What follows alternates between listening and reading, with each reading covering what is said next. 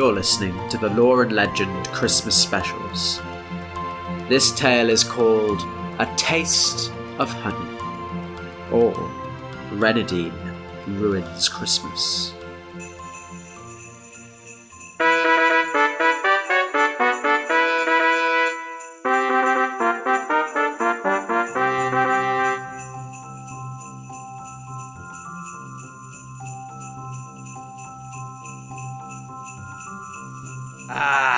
Christmas in Camelot. Have you ever seen anything so wondrous? For 15 days leading up to Christmastide, there are tournaments, games and jousting. A great many dancers, jolly, elegant and boisterous in their turn. There are saints and shamans, holy men and women. They lead songs that are sung in bright and beautiful voice, that raise your spirit up to the very mansions of heaven. And yes, there are storytellers as well, and I hear that even they get their wages in full when they come to tell at King Arthur's court. You see, there's a tower, King Arthur's Tower, in which is kept the king's own treasury, piled high with all of the beautiful riches and wonderful gifts that are brought over the course of the year in tribute to the king, and all the treasures that his knights, by their valour, carry back from their adventures through lands familiar and strange to our kith and kin. There is housed the king's gold, his magical weapons, and the 13 treasures of the island of Britain. And every year Arthur he throws open this tower, and none are sent away without receiving some great prize from his own hand in kind. King Arthur himself wears his simple golden coronet, and is dressed in a fine tunic of green and yellow silk, embroidered with curling wreaths and garlands, and the king's own heraldic charge, the bird of paradise, displayed upon it. Behind him, the famous popinjay itself is perching saucily, marching back and forth in his glittering cage and conversing fluently with all the king's honoured guests. Beside him sits the queen, grey-eyed Guinevere, radiant and resplendent in her sovereignty. And his closest friends and most loyal knights are seated close by too, in high spirits and sleek array. The ones that are called Sir Griflet and famous Sir Gawain. There is also to be seen Agravain of the Hard Hand and Bishop Baldwin of the Church. But most of all, the food. The food! The tables, they are laden with dishes of delicious meats, warming stew, sweetbreads and baked fruit, garnished with fragrant spices and sugars, garlic and herbs, nutmeg and honey and butter. There's roast geese, venison, fish and mutton, chestnut soup, turnip stew, lamprey pie, blackberry and apple tarts, sugared fruits and almonds. Of course, the centrepiece of the feast, the boar's head, carried in to the sound of trumpets, and the boar's head carol led by the minstrels. It's mounted on a bright silver dish, a single apple wedged between its teeth. Roast strips from its haunches are served out among all the guests. The beer is brown, and the wine is bright and warmly spiced. And every day, the seats at the tables must be changed. For hours at a time at least, noble and commoner are expected to sit elbow to elbow at the same table. And in the same way, whatever fare is prepared for lords or commoners has to be shared and shared alike. And so King Arthur himself eats last, and he dines upon thick frumenty with raisins, and breaks the crust of humble pie. And lowly shepherds taste honeyed quail, peacock, smoked venison, dismembered heron, and no man would dare to be seen to eat his trencher, for every belly is filled, and the bread on every table is white, and there are 12 dishes for every 2 that sit at that table. Aye, but there is something that you must know about Christmas in Camelot's court. And that is this. It is the custom and the decree of King Arthur that at the Christmas feast no one may drink a single drop or taste a morsel of food until one of the following has occurred. Either a tale has been told of some great wonder or marvel, of some great hero or great adventure, or else some great trial or deed should occur right there and then in their midst to astound the heart and raise up the soul. And so tonight, though the tables are heaving with delicacies and delights to make the tongue water, King Arthur, he nods and he smiles at each of his guests benignly. Not one sip or bite has yet been taken. All are waiting. All glance around expectantly. All of them are hungry. Well, then there's a fluttering of wings from behind Arthur. It's the popinjay in its cage. And he cries, "Here! Here! Hear my tale!" And there's a ripple of mirth through the whole court. And somebody shouts, "What has the parrot got to say?" Sir Griflet takes down the parrot in his gilded cage and delivers him to the floor. And then the popinjay tells this tale.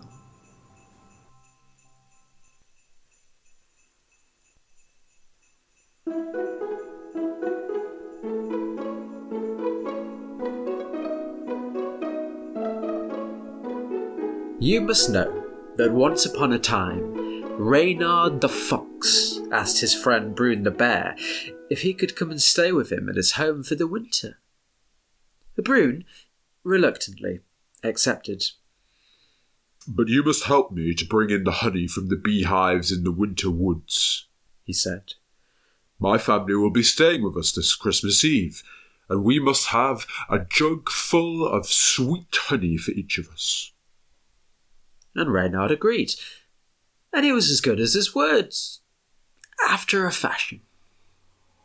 In truth, Bruin did most of the hard work, while Reynard made a big show of complimenting Bruin for the dexterity with which he drew out the honeycombs from the hives, the precision with which he drained them into the jugs, and the strength that allowed him to carry so many more of those honey-filled jugs than Renardine could. More than once, Reynard reached out to filch a taste of that sweet honey, but Bruin battered his paw away. "Start now," he said, "and it will all be gone by Christmas." When they were finished, Reynard and Bruin had filled a single great pot of honey, which they rolled into the hollow beneath the roots of a certain tree and under the shrub of a thick pine brush. Then they returned home through the woods.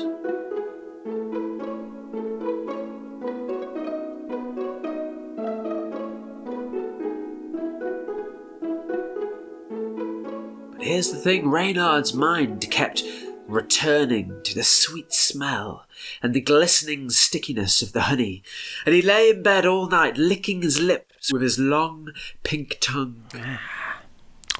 "Just a taste," he said to himself. "Just a single taste of honey." The next day, Reynard said to Bruin, "Friend, some good friends of mine have been delivered of a newborn kitling, and I must pay my respects. Would you lend me your boots for the journey?" "Oh," said Bruin, "of course." And then Reynard stole straight through the winter woods, and he searched underneath the pine brush, and then he thrust his head inside the pot of honey, and he licked his lips, and he bared his teeth, and he ate up a whole third of the pot, and then he lay down against the trunk of the tree and he took a long nap, only to wake up later and slink back home to Bruin the Bear. "There you are," said Bruin the Bear. What did they call the newborn? And still sleepy, on his full stomach, Reynard could only think to say, "Below the brim." And Broom scratched his head. Below the brim? That's a strange name, is that? "What do you mean?" asked Reynard innocently. "Aren't all you bears all called Grizzly and Hugsy and Winnie Pooh?" So Broom relented.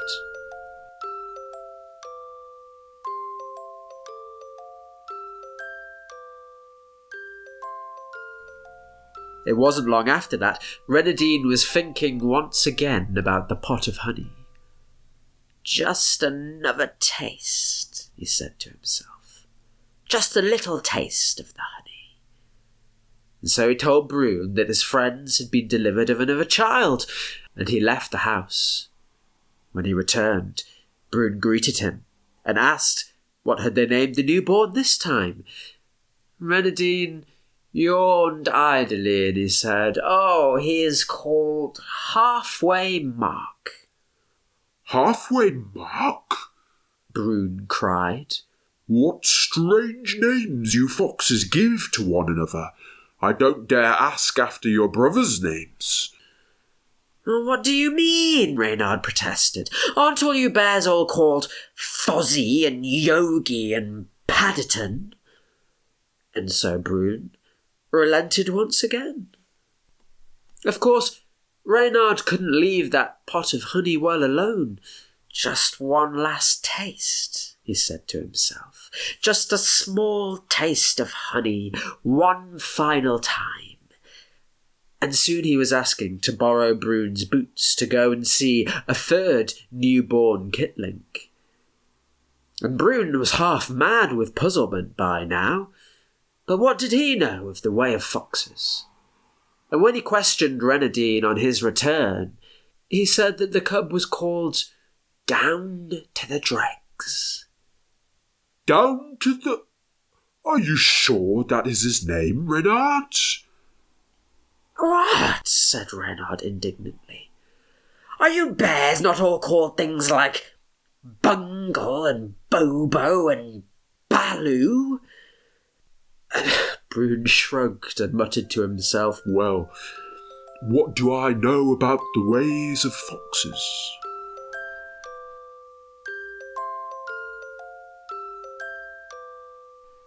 Soon enough, it was Christmas Eve, and Broom pulled on his boots, and he called on Reynard.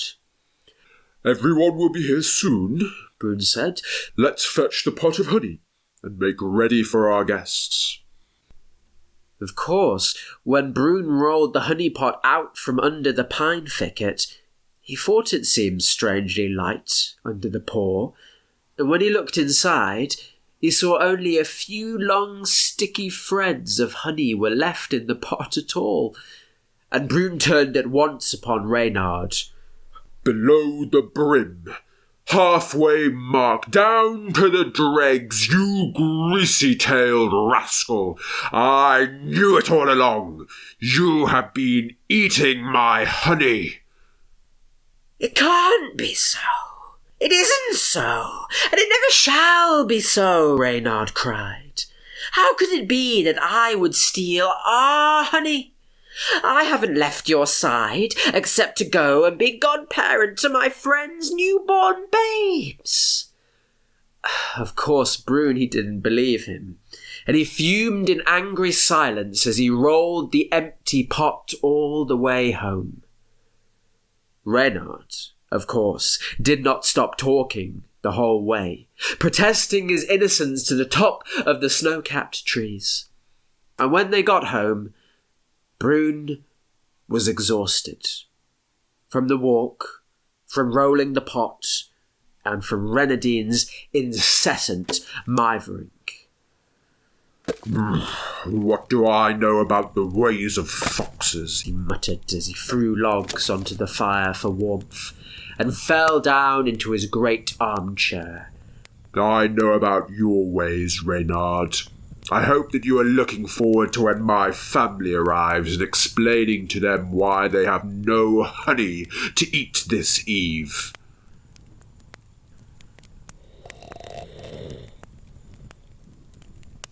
Soon, the exhausted bear was snoring in his armchair by the fire. And as he slept, Reynard the Fox stole over to the honey pot one last time. He reached his paw into the bottom, and he drew out the last long threads of golden honey. And he smeared them all around Brune Bear's snout. The heat of the crackling fire melted those long sticky threads, so that Brune's nose and chops glistened in the firelight. When Brune the bear woke up some time later, he did so with a start. For his mamma and his papa, his brother and his uncles, all of his in-laws, were standing at the far end of the room, gazing at him with shocked and outraged expressions on their face. Reynardine pointed at him triumphantly. "See? It's oozing straight out of his snout. I told you that he ate all the honey."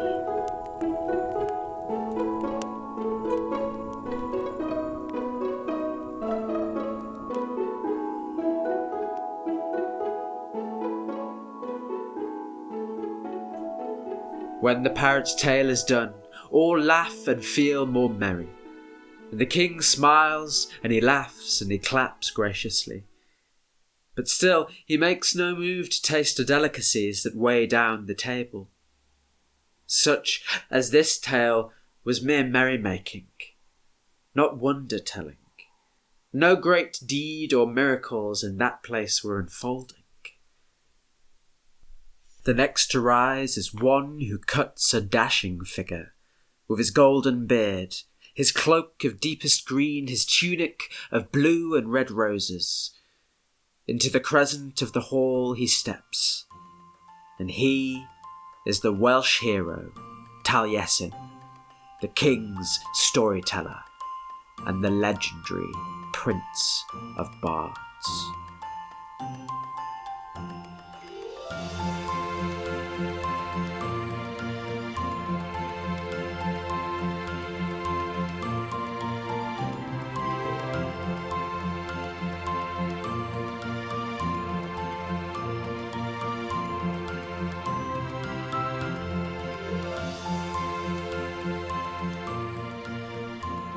You've been listening to the Lore and Legend Christmas specials. This tale was called A Taste of Honey, or Reynardine Ruins Christmas. Your storyteller today was Rick Scott, with music composed and performed by Robert Bentall, with additional music from Brendan and Derek Feichter on Bandcamp, and additional music and sound effects from the community at freesound.org. To find out about the folklore behind this tale, visit us at www.loreandlegend.co.uk. Thank you to Paul Jackson for your regular contributions, which are much appreciated. You too, listener, can help us to keep improving Lore and Legend by paying as little as 50p toward the time, effort and monetary costs of producing each episode of the show. Visit our website to find out more. A Merry Christmas to all of you beautiful story folk. Thank you for listening. Join us tomorrow to hear another tale from Camelot and the Christmas court of King Arthur.